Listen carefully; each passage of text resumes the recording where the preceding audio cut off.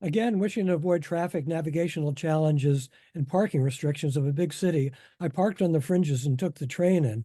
I should mention that this worked just fine going in, but going out on the last train of the evening, I misunderstood the announcer and got off one stop too soon, ending my day with a 7-kilometer hike. Ugh.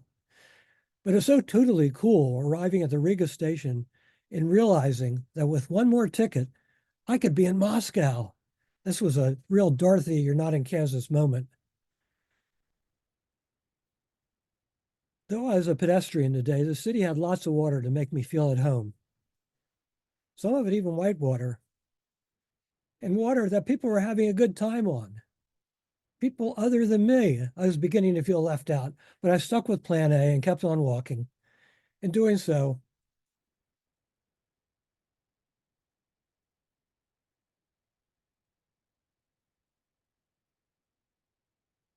you just can't miss the Freedom Monument with this hourly changing of the guard as you head for the old town. Now, on that day, something of a festival was happening in this town square. There was a stage with endless performances, but I was more fascinated with all the interesting people on the ground.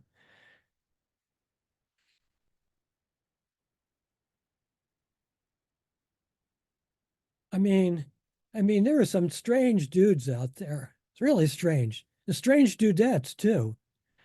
Yeah, these Latvian women, I didn't know what to make of them, horns and everything, but I knew I shouldn't mess with them because they can take care of themselves. And to do otherwise, you would be playing with fire. So I chilled with on some hot tea, did my best to indulge in the delicious street cuisine as much as possible. Well, maybe not everything. And for the most part, just checked out the crowds, little boys trying to impress little girls, people of different walks of life enjoying each other, craftsmen showing their trades, and of course, the city. That's what I got there for. Soon enough, I wandered out of the old town into the newer town,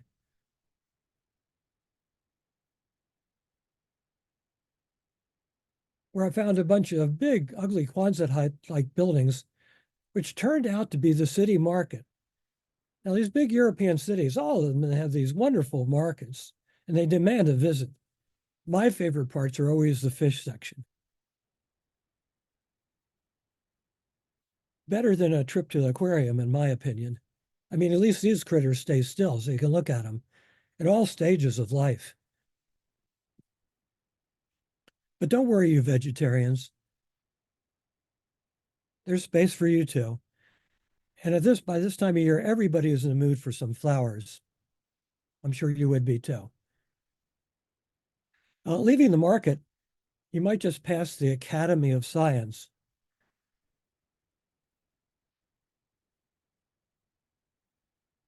also known as Stalin's birthday cake. Not all you see is pleasant in this part of the world, especially the Holocaust reminders, such as the old synagogue, partially restored, where its congregation was immolated by the Nazis. Something I thought was interesting was next to it was a memorial, but it wasn't to the victims, but rather to celebrate persons who hid their neighbors from the Nazis at certain death. Wandering on,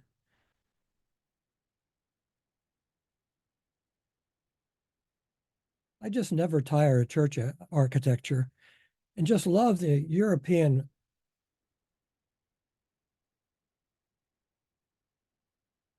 embrace of the streetcar. I'm eagerly awaiting one being built in my neighborhood. And I just cannot go by any poster and stop and reading it. I really think it's truly an art form. Again, though, it's it's the details and the architecture that make these old cities special. But another thing that makes them special is food. As a chow hound, this is where you find the best food and a chance to try something new, like lamb lungs or bull testicles. And when it comes time to decompress, because this is a lot of stimulation, I admit. When it comes time to decompress, one can always retreat to the serenity of a park, one of those beautiful parks, sit down on a bench with like-minded individuals and ignore each other. No matter how far away you go, some things are the same everywhere. Okay, let's leave the city now and head for the river. In this case, the Goya, Latvia's pride and joy. The longest river inside of Latvia, part of it's enveloped in a national park, and my plan was to do a 3-day self-support trip on that section. I started in a little city called Valmiera with this beautiful bridge, which thank goodness is still standing because it's not weighted down by lovelocks. The people of the Puta were really sweet, and they insisted on carrying my boat, laden with heavy gear, all the way down to the river, in spite of one of them being over 80. The elder gent, by the way, was an avid big game hunter, showed me around all his trophies, and gave me 2 self-canned tins of meat, self-harvested, of course, one of wild boar, the other of moose. I would not starve.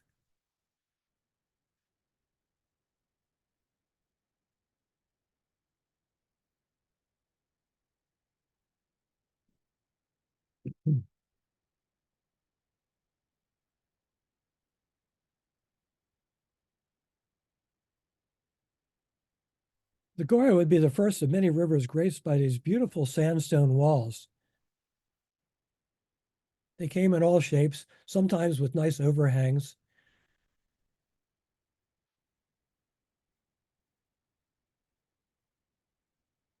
I just love to watch the play of the light reflecting off of those walls. It's nature's lava lamp.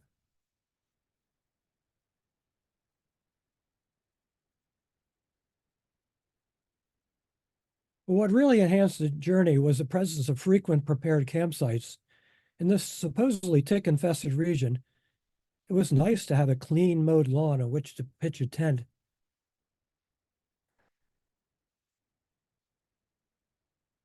Nice to have steps in the steep mud banks and other amenities too. One of my favorites were the fact that they all came with informative kiosks.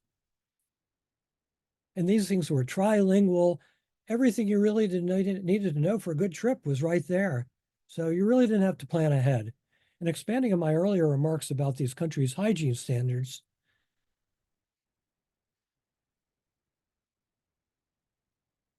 even the outhouses were spotless, composting toilets, I believe.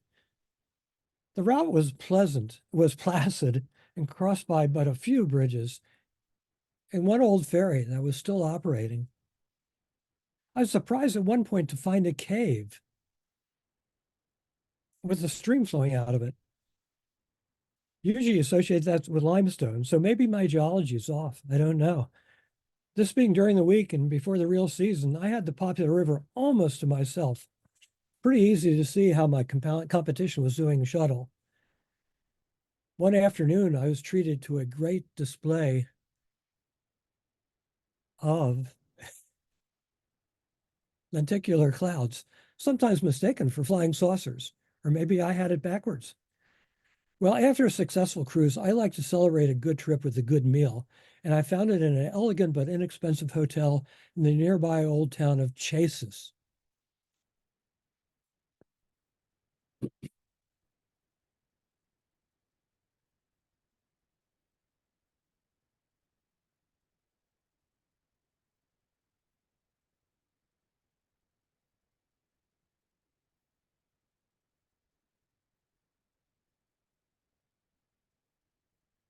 This was a classy place. They even made a carafe of water special, and the goulash soup was grand, and presentation was equal to what I expect in France. Then, when finished, I headed on out, bloated, and used the remaining daylight to explore the town with its old castle. One side street tickled me. A plaque on the door was a reminder that the years of Soviet occupation were not appreciated. And it says here the people were humiliated and tortured, and their homes, parties, and freedom and lives were taken away. Well, the Goya has a tributary called the Brasla. And I thought, wow, I bet no one's ever done that. Maybe I could be the first to send.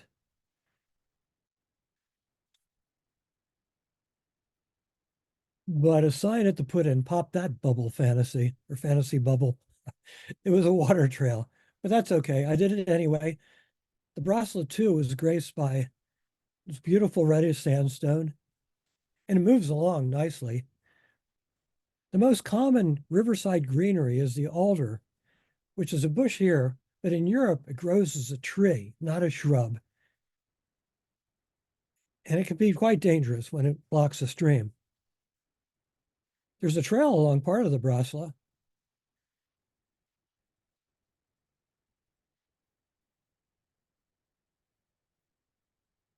There was a classroom one this day. Perhaps I was the featured subject. I would have preferred better weather, but it sure was pretty when it cleared up. Now, up along the northern border of Latvia is the Salacha, for which I gave 2 days. Why not? It welcomed me with a potential feast at the Putin eddy. Many others must do this river too.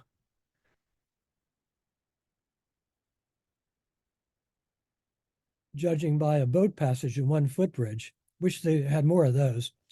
Again, some parts were graced by cliffs, some parts not. But I like meadows too. I was certainly not prepared to have the yield right away to a big brown bear swimming the river. And make no mistake about it, these are grizzly bears. Luckily, it had its lunch already. And I was pleasantly surprised to find lots and lots of easy rapids.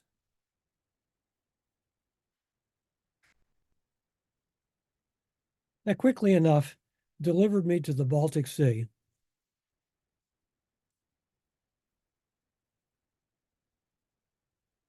At a little fishing town. In this town, it specializes in lampreys. I was sure disappointed, well, maybe relieved, that evening to find my only salmon on the restaurant menu. With the little daytime left of that day, I found a lovely little seaside nature reserve to explore. Just parked the car and head out across the bog on a nice little boardwalk, checking out the shade-loving flowers in time for the sunset, which is no big deal because at this latitude, the sun takes forever to set, goes down at a very obtuse angle. So you get long sunsets. It's only natural now to progress to Estonia. And again, I took leave of the river to see the capital, Tallinn, with this World Heritage Old Town and more.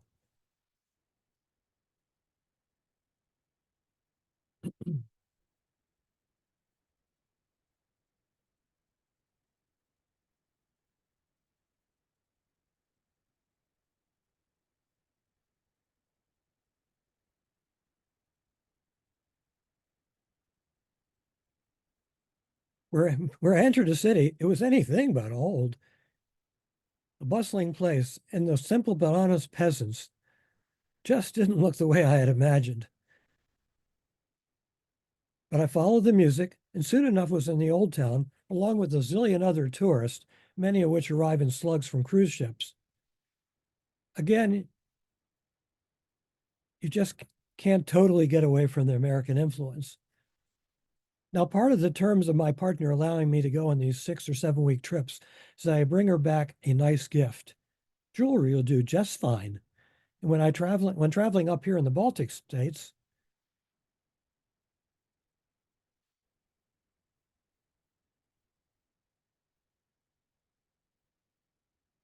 that meant Baltic amber.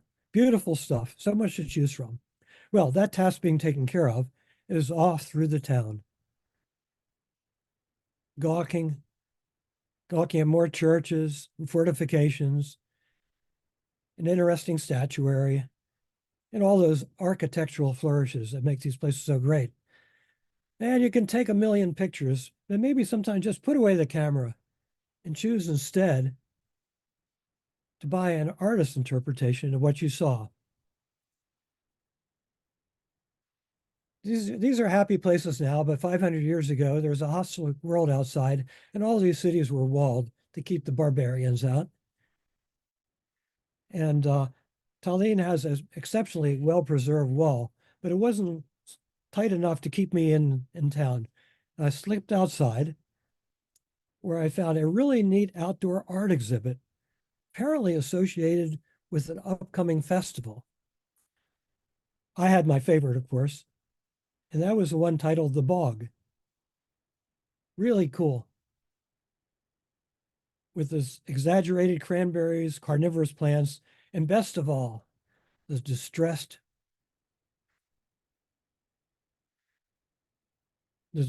maiden. What was in the brain of this artist? Well, other stuff was cool too. Some of it was rather disturbing to my sensibilities. I mean, think about it if you're a paddler in that situation. Well, having cleaned my mental palate, was back into the old town,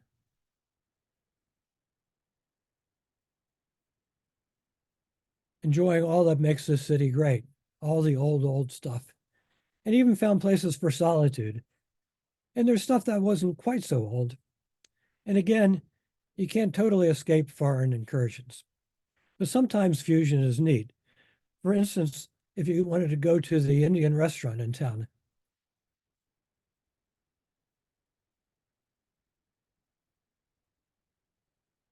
where you, probably the only place I know of where you can get Indian food based on moose.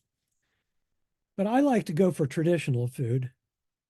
And of course, a good selection of cuisines is one of the pleasures of these big cities. I managed to slip in without a reservation one of the best traditional restaurants. The main grub was great, but let me tell you, the dessert called kama was really delighted me. This is a buttermilk combined with a mixture of boiled, roasted, ground peas, rye, barley, and wheat. Yeah, sounds gross, but it was delicious. Yet I would have also liked to have tried some of the other eateries in the neighborhood, like one specializing in faux medieval type dishes. Now, if you've ever traveled in a touristy part of Europe, you know what in tourist towns, restaurants are not passive about getting your business. There's always someone outside whose job is to lure you in.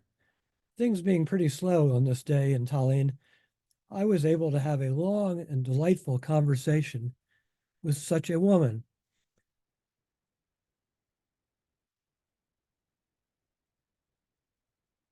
And the feeling must have been mutual, as after a while she insisted on introducing me to her teenage daughter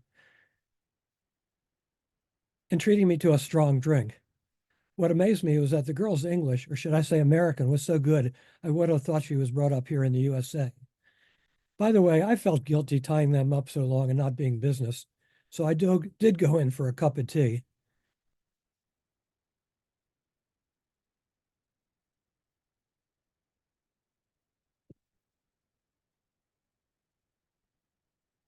And to listen to traditional music, a delight.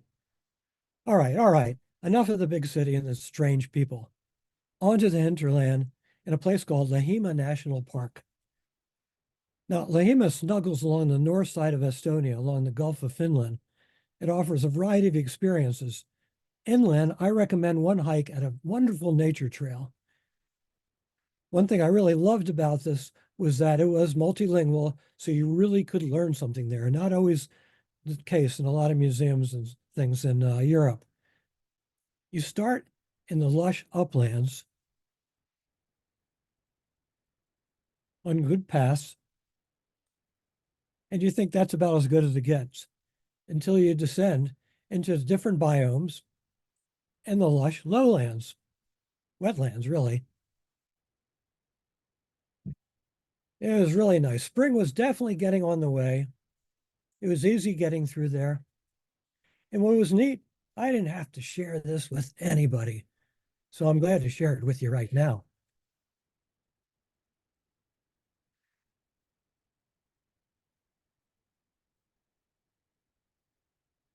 And one thing that made it just so nice, wonderful infrastructure.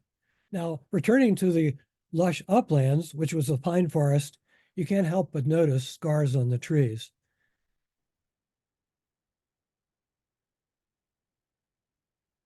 They are left over from the days when sap was harvested for turpentine.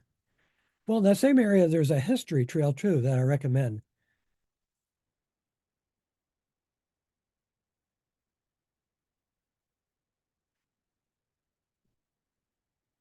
And this trail takes you past old buildings and crumbling walls and other stuff to explain what traditional rural life was like. My favorite was the wolf trap, where a lamb would have been used as bait. Hard to believe the wolves are stupid enough to get trapped in there. But the real star of the show in this national park is the seashore, consisting of three long peninsulas and the bays in between. All wildlife is sacred here.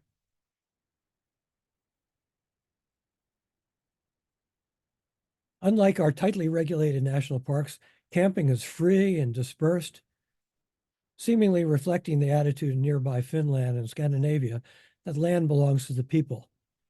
Of course, still, even an empty campground was too civilized for me, and I took refuge rough camping on a lonely peninsula.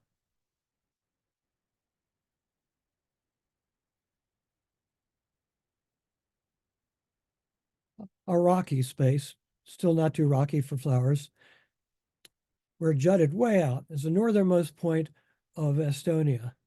And I shared it with a German couple who were stereotypically camping in their Volkswagen microbus. And as I watched the end of the day, I was thinking, I wish I had the patience to stay up late because there would have been a glow all night. And that glow would have been from the lights of Helsinki, 50 miles across the water. Well, last but not least, this park introduces you to an iconic Estonian feature, a bog.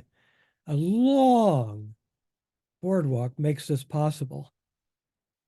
I guarantee you, you will see a lot of cotton grass. It's a signature plant of the Northlands, even though you can find it in the New Jersey pine barrens and Allen sods.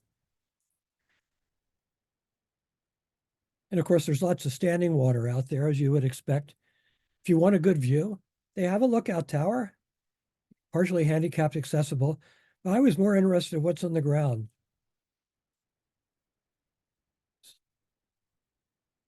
Of course, the wildflowers. Of course, I wouldn't stick my face down there in a couple of weeks when the bugs hatch.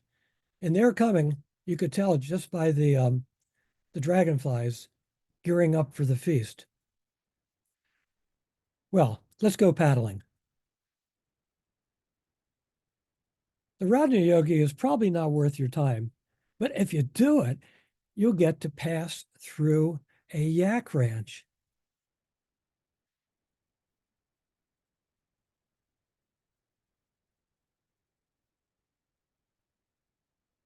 Really cool. I've never seen a yak before. Traveling between the rivers, I appreciated this area's wood frame architecture. And they must have a real commitment to the environment when these people put green roofs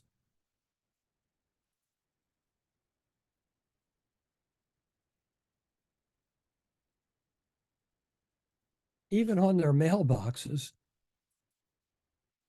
As far as I can tell, all the river paddling in Estonia seems to be in the southeast, up near Russia. Some cases don't miss the takeout without a visa. I think yogi means river. In Finland, they call them joki. The languages seem similar, though the Estonians don't think so. The Emajogi is a big river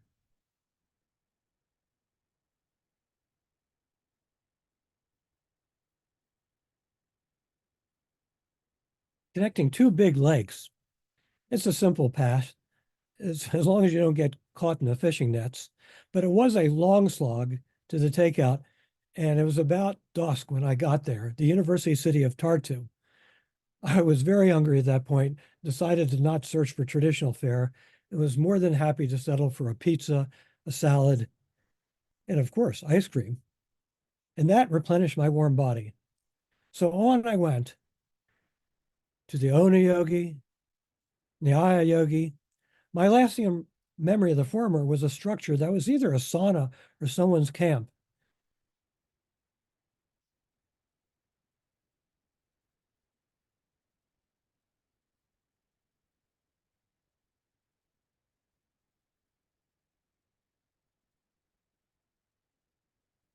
Memories of the latter include another free campsite where they actually supply you with wood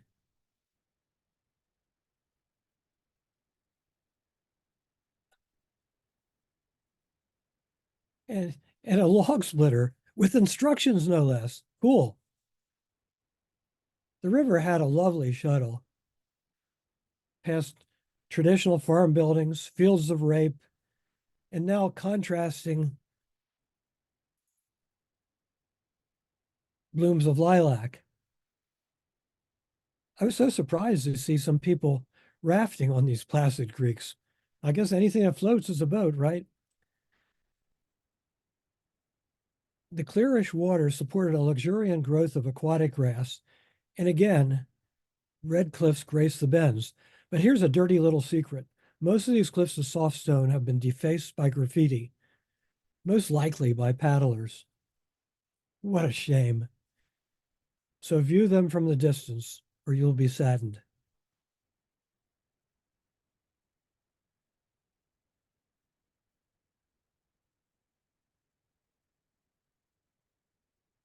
Oh well, at least the ferns remain intact.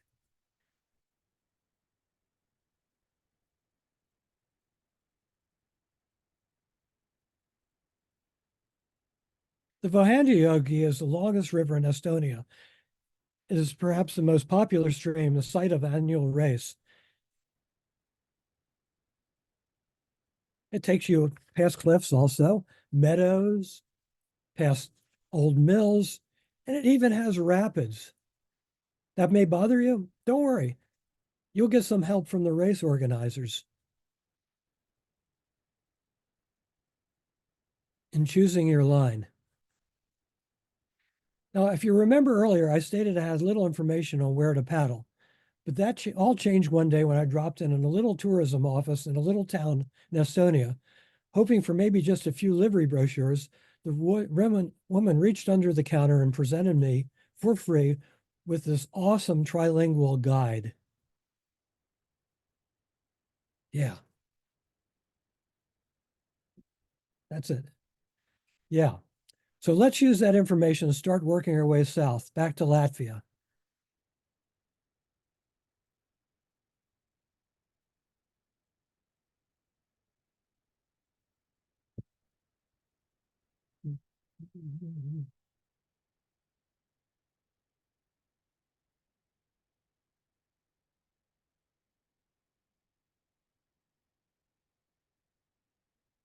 I admit, I did the ogre just for its name.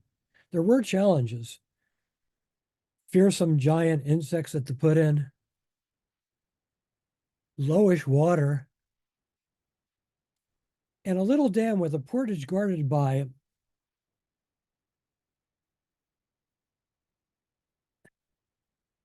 aggressive goats. Well, I was able to negotiate with the goats, but I was not prepared for the end of the portage. No water. Yeah, the river below the dam was just a dribble. There was no evidence of a diversion, but there was a little power plant at the dam. And what had happened was that the operator shut off the water to raise the pool. So I prepared for many grim miles of pulling and dragging. But I paddled hard, and slowly the river seemed to be wetter and wetter. And what was happening was that the shutoff had apparently occurred just before my arrival, and I was catching up with the bubble. So I finished the trip in style, on full flow, maybe more than I had at the start.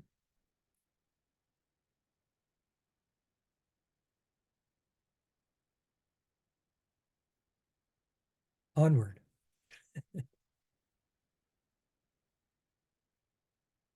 I am glad I did the Ababa. Its shuttle took me through a town with more scarecrows than live humans. And there's this one beautiful mural. I just love murals. The river flows through a bucolic countryside in a mostly placid manner. I say mostly because of one anomaly called a Roomba. It's about 4 feet high, covered with Brazilian moss, so I was actually able to slide over without putting him a scratch in my boat.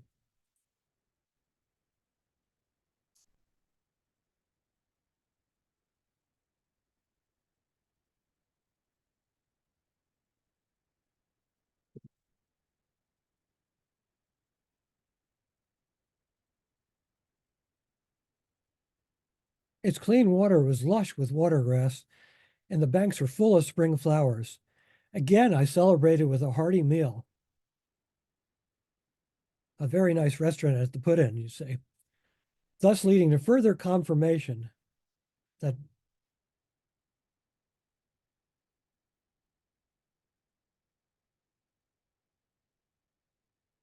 Baltic restrooms rock. Well, the Abava flows into the Venta, where you can see what they tout as Europe's widest waterfall, the Ventus Rumba. Well, I took this opportunity to explore one of Latvia's most charming towns, Kuligas. It was so nice, and what a contrast to the tourist choke madness of Tallinn and Riga. No cruise ships getting to this inland place. So it was pretty much just me exploring. Of course, I had my favorite spots, and that would be a little park, a side street, surrounded by fanciful wooden sculptures. Really cute. Now, any visit to a new country, should include an investigation of how they treat their dead. I know that sounds sort of morbid, but there's a lot of variation. It's worth checking out.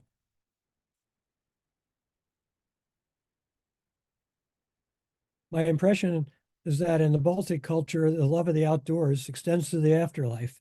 A lot of cemeteries were in the woods using natural products. I again headed for the seashore, finding a wonderful, big, free campground all to myself. Maybe you don't like camping. Okay, how about a picnic? It'd be good for that too,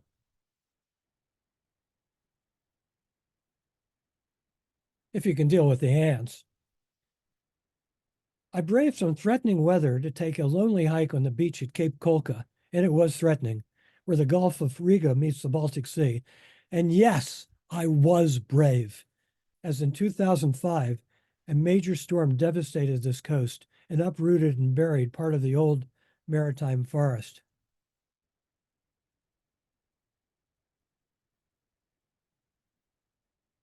If you're not the camping type, by the way, you might be interested in renting one of these cute little cabins.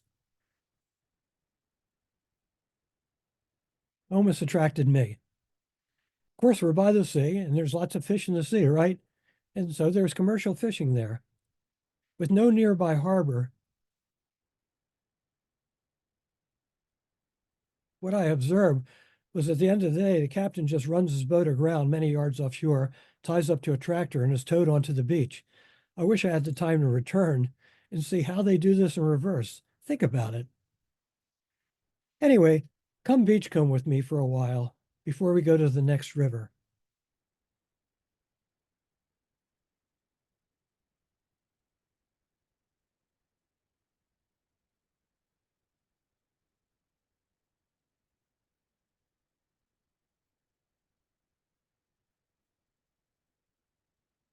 I was brought up to think that Europe was this crowded place, people on top of one another. There's a lot of open land in about every country I've been to, especially the seashores, many, many miles intact, and no exception here. Definitely a chance to be lonely. It was not the Jersey Shore. I think you'd like it.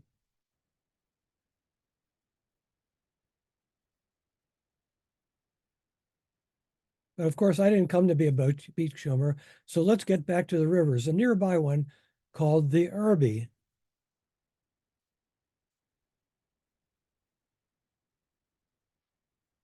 The Irby starts off plainly enough, just a country brook, but it goes through just a riot of purple and other colors too. It cuts sort of a canyon, you could say, through ancient sand dunes.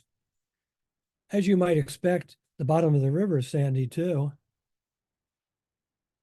And if the trip takes too long and you get caught by dark at the seashore, don't worry.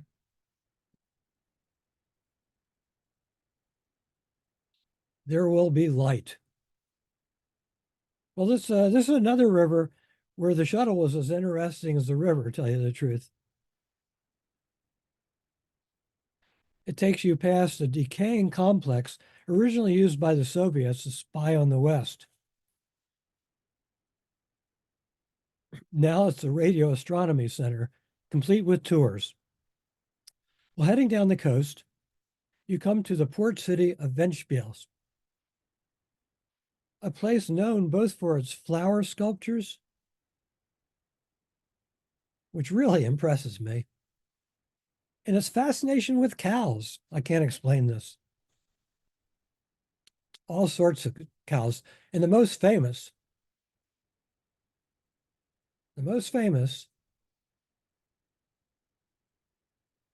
is the traveling cow, which, as far as I know, really does travel. I think it's been to more places than me.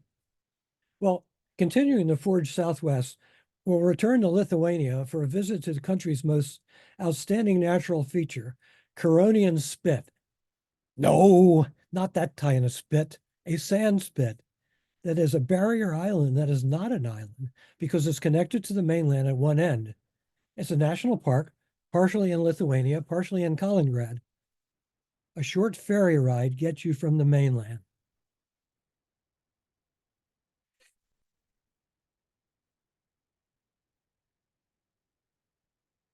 Once you get out there, an ever widening lagoon separates the spit from the mainland.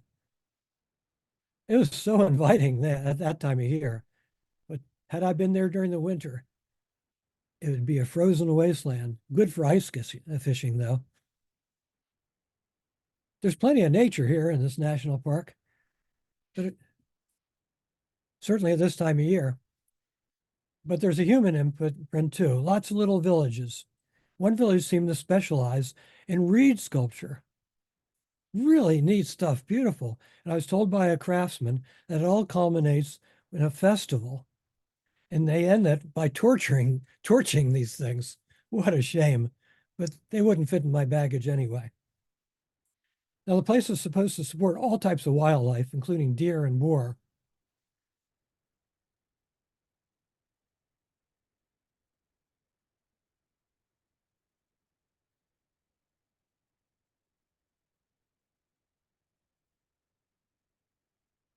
All I ever saw was a snake, which might not even be a true snake, and ants.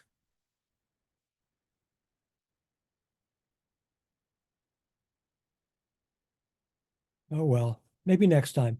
Well, a long walk through the forest and dunes, gets you to more beach than you can ever use. Again, very lonely. Wandering around those backcountry trails, you might encounter, like I did, a strange structure whose purpose, I think,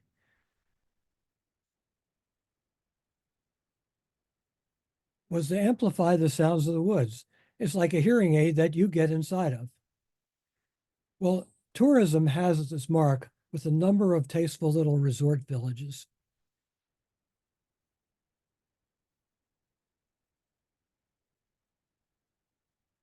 I just love the signs to the beach. Depending on which part of your body you wish to expose. Traveling around this bit, you'll see a lot of fancy weather vanes.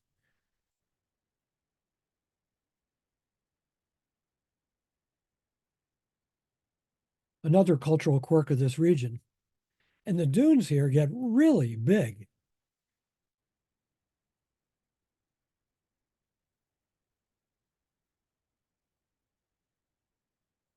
And they make it easy. There's a stairway. You can climb to the biggest for a great view of Russia. I bet Sarah Palin, this is where Sarah Palin was. Well, nearly 6 weeks had zipped by just like that. It was time to think about my retreat. I caught one more river in Lithuania,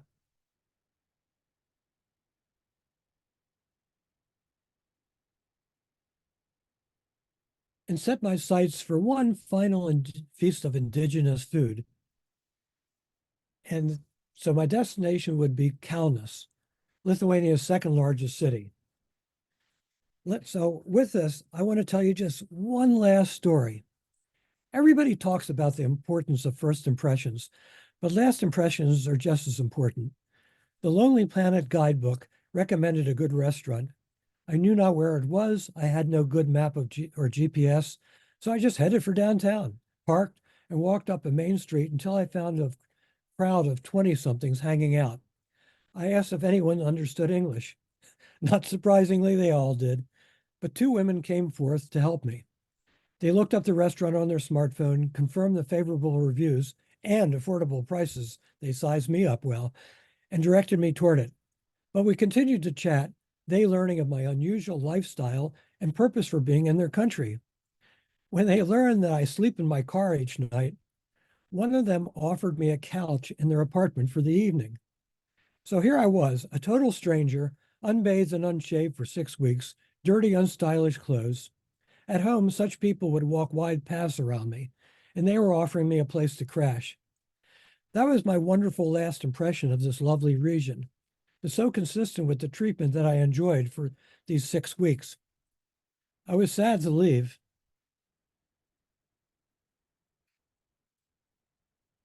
One more advance.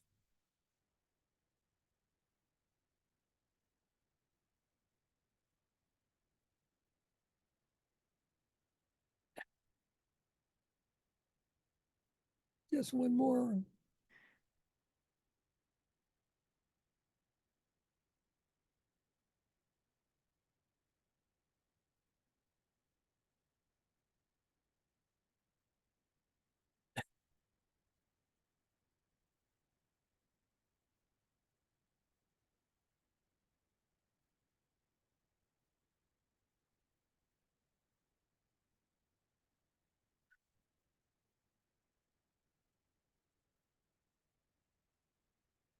So I was sad to leave, see my boat loaded on the plane.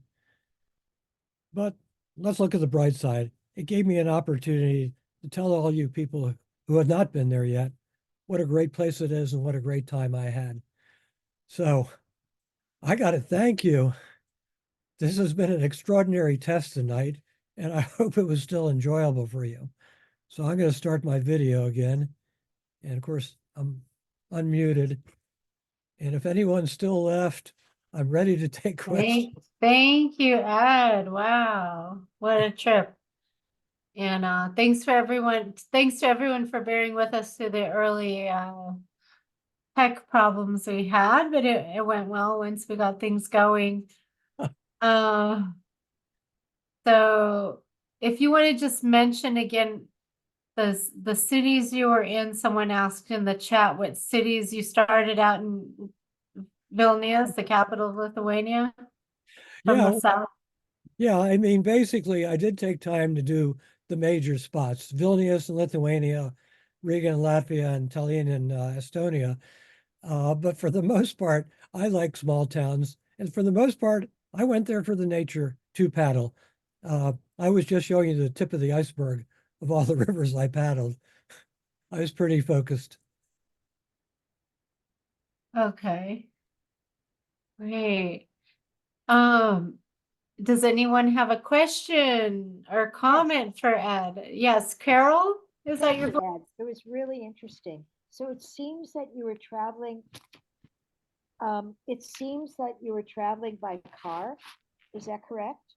Yes. And then what were the logistics in terms of paddling, in terms of where, putting in and taking out and the car? Well, the car is probably something that catches a lot of people's interest. A number of years ago, I stopped renting cars. I started going with something called Peugeot um, buyback program. This is kind of hard to explain, but Peugeot sells you a car with the understanding that you're going to sell it back to them when you're done with it. So I fly to Munich. A representative picks me up in the car that I booked. I fill out the paperwork. He hands me the keys. It is my car, as much as the car out of my driveway is my car. And then at the end of my vacation, I show up at that place again, hand them the keys, sign the paperwork, and it's Peugeot's again. And it's a great deal. The longer your trip, the better the unit price. It comes with insurance and auto care. Um, I've been very happy with it. And the neat thing is you can take it to about every country in Europe except Albania. It's driving me crazy. So with rent-a-cars, you don't have that freedom. And I've even damaged the cars and suffered no penalty. So that's the first logistics. The daily logistics, which I sort of explained at the beginning, but we really got interrupted. You may have missed that. Is that I do the same thing as I do here. I'm traveling alone. I usually like to have the car at the end, so I go to where I'm going to start. I don't like to risk having my boat stolen, so I go knock on somebody's door, say, "Hi, my name's Ed. This is what I want to do. Can I leave my boat in your yard while I'm running shuttle?" And people almost invariably say yes. Sometimes they really take it to heart, want to hide it in their barn and lock it up, and that can be problematical sometimes when they're not there when you come back. And then I take the car to the end, and I hitchhike a lot. In Europe, sometimes you have public options, but in these countries, a lot of times it was just hitchhiking. Hitchhiking's good there. The problem is that a lot of roads are deserted, and you may wait a long time before anyone comes along. Did that answer your question? Yes. And what kind of canoe were you using?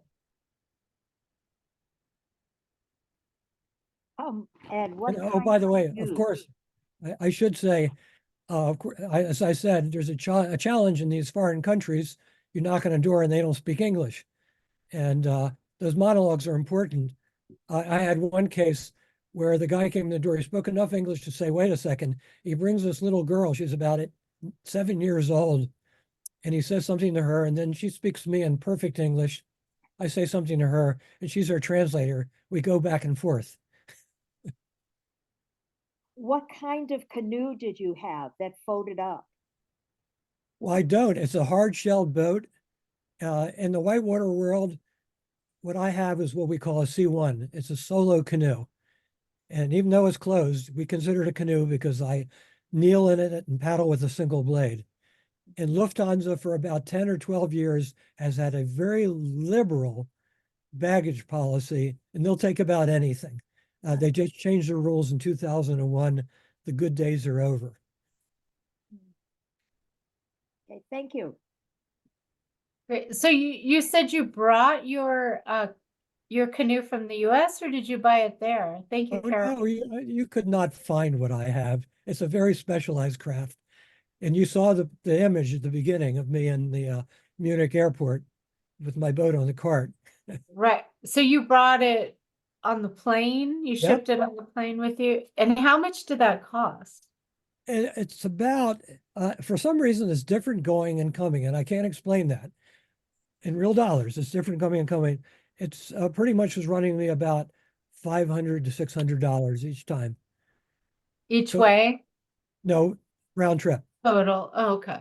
Yeah, for some reason it'd be like 250 one way and 350 the other. Go figure that out. And how long was the whole journey in the Baltics? 6 weeks. Okay, great. Yeah, so it works well. And if 600 seems like a lot, first of all, my boat is so specialized, I could no way find such a thing. And even if I found it, and I did once, maybe 30 years ago in Germany, it wasn't outfitted for me. So I'd be pretty miserable. Uh, Outfitting a boat is as important as having a pair of shoes that fit. Right. So I want my own boat. And I was wondering, did you take the Lithuanian woman up on her offer to sleep on her sofa? You didn't say whether or not you did. Everybody wants to know that. And no, I didn't. I thanked them profusely, but I explained to them honestly that I had a flight out in a day and a half from Munich. Is a long trip from there to Munich, and I wanted to get my restaurant meal and hit the road. Just lingering a night was going to hurt me. And you So really didn't bathe for 6 weeks? that's my style. My philosophy is after 3 days, you get as raunchy as you're ever going to get. Oh gosh. Okay. Okay. Any questions for Ed or comments? I think we had more. Okay, I have a question. Ed, I thought there was a period of time where you had a Hahn stored in Germany. That's true. Over the years, the ability to fly with your boat has been variable. I mean, there was a halcyon period, maybe 10 years, where British Air was very liberal. And you could just show up at the counter. If you treated the counter staff nice, big smile and courteous, they a lot of times just waved you through and didn't even charge you. So don't treat these people bad. Anyway, an answer to Bill's question, yeah, my first trip to Europe, I managed to make friends and left my boat there. And I did that for years. But the problem is I always had to start at the same place, which wasn't always convenient. Also, I left a old boat, which was very fragile, and I ended up having to spend a lot of time patching it. I learned the best thing to do is have a good boat with you. And since it became feasible to fly, that was my choice. Understood. Also, the people I left my boat with, they stored it in their attic. Their cat got into the boat, knocked over a can of epoxy resin, spilled in the boat. When I got there, I had to peel a pool of raw epoxy to clean out. Go try to do that sometime. wow. Thanks very much, Ed. It's a very interesting presentation. Enjoyed it. Oh, thanks for listening. I just realized who I see there. Yeah, My esteemed neighbor. right. Which neighbor is? My- Oh, Oh, I'm Richard. I live on Windsor Street. Ed and He's I. the mayor. He's the mayor of Windsor Street. No. It's an unelected office, just for people like weed warriors. Anyway, good night. And thank you so much. Thank Bye. you. thank you, Richard. Bye. Any other comments, questions? Linda, do I Yes. see you? Yeah. Hey, thank you. What a great presentation. Thank you so much. I was just wondering to say that what percentage did you have to portage? Well, one of the nice things about going to the Baltic states is they're pretty flat. There weren't a lot of obstacles. As you start getting in mountainous areas, there's a lot left to. That's one reason I use the guidebooks. I used to love to explore, but I found you can really get burned in Europe with chasms and hydroelectric diversions and stuff. So I really didn't have to get out of my boat for a lot of things on these rivers. It was a joy. Good. Yeah, that's what I wanted to hear.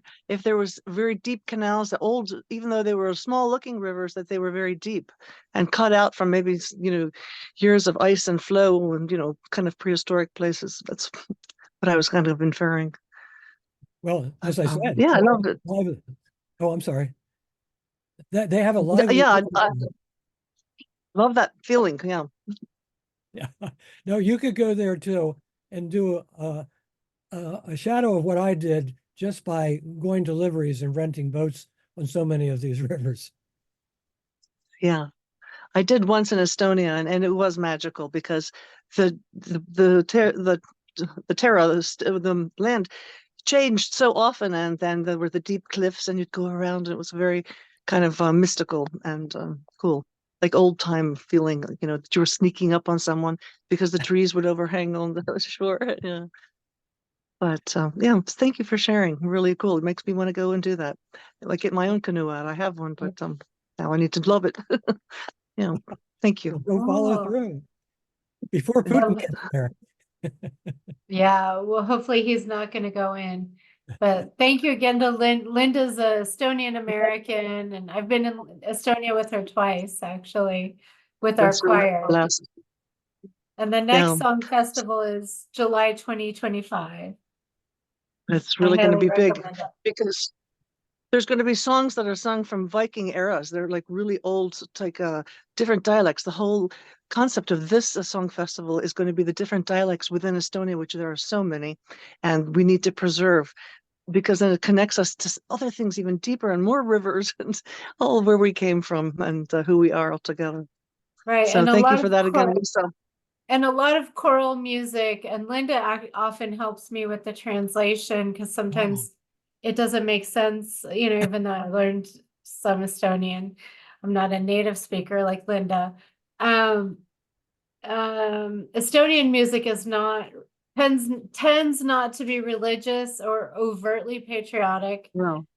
whereas it's No. more symbolic and very tied to nature.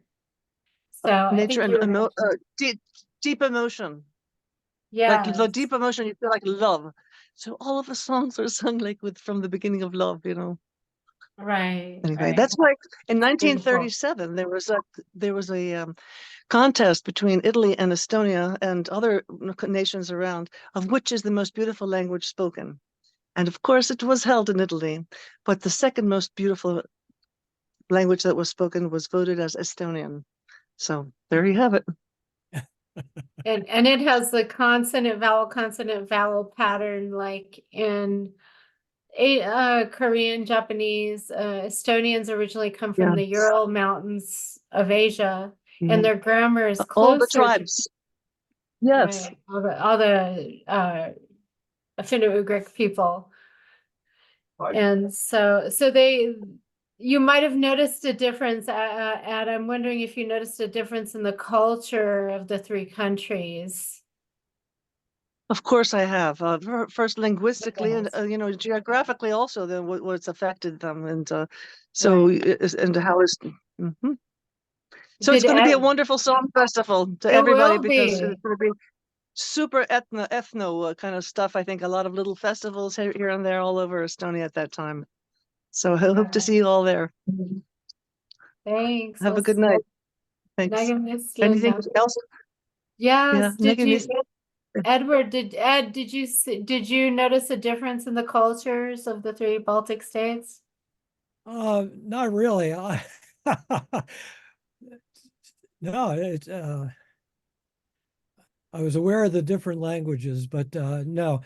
I mean, one of the problems is that I do get to mix with the people better than somebody going on a tour, but it's Right. still not to the extent that I really get to know about their lives all the time.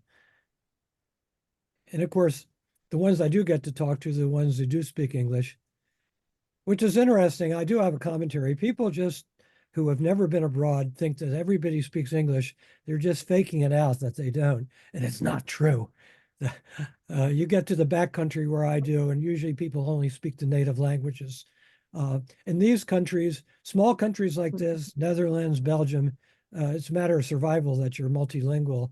And of course, I found a greater number of people that did speak other languages. And it certainly became useful for me. Right.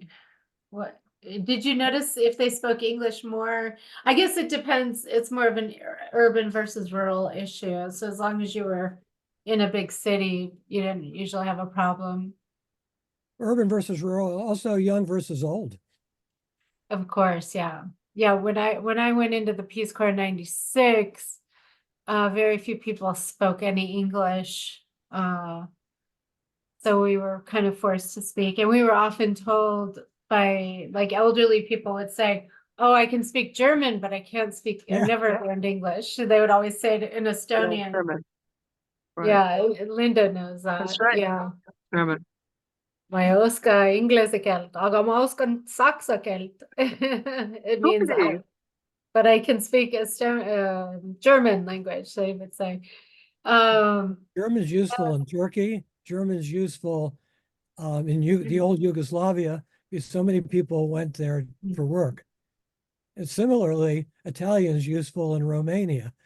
right. Same thing. Ah, And in the Baltics, they speak Russian, except the younger people no longer really learn it, I would say, right? Linda, would you say? That was what my there's impression. really no incentive, you know, intuitively, emotionally, except for the people that are wanting to do business, and that's important too. So you can't go ahead and say that, you know, we're totally an Yeah. isolated place because, yeah, we're very connected But in so many ways. There's like, you know, always an Estonian in every port. I have yeah, to I say mean, but by people that were like, maybe born in the 60s and older, can speak Russian. And then it kind of goes down after that, I would say. Yeah. But And then Finnish, you mentioned Finnish language. It is similar to Estonian. Estonians can generally understand a lot of Finnish because they watched a lot of Finnish TV. And yeah, I think it's closer than Spanish and Italian from what I recall reading about it, but yeah, so especially with like words that have been in the language a long time, like numbers and things Yeah. around nature. And rivers, So With me, river, yogi, yogi. yogi, yeah. and Great. Japanese also. And Estonian and Yes. Japanese are both phonetic, and actually, when you start to take the roots of the language, they do have similar origins. And I've named a lot of my animals as such: Haru, Maru, Taru, and Karu. You know, my Akitas, and so yeah. But Yeah. so it's an old trading language, actually. You know, 7 to 12,000 years back, everybody spoke more or less the same kind of trading language of some kind, I suppose. I wasn't there. Maybe I Right. was.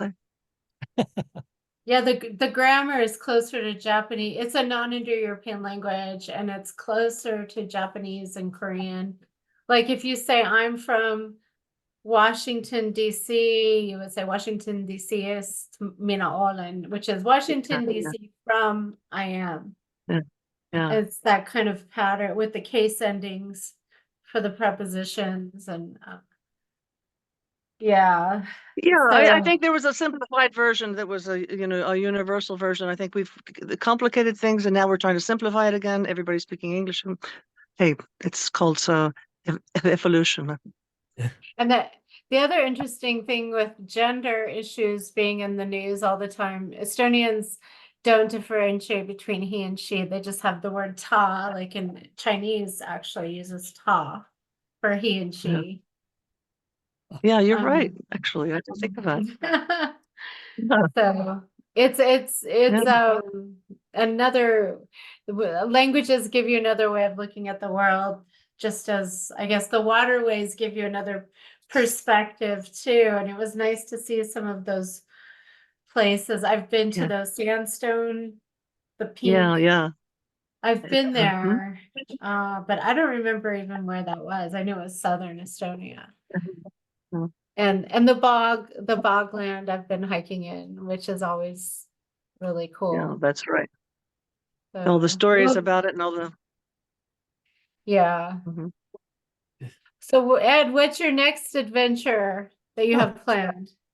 You know, I'm kind of up in the air right now. The pandemic sort of threw me off guard, and I can no longer fly with my traditional boat.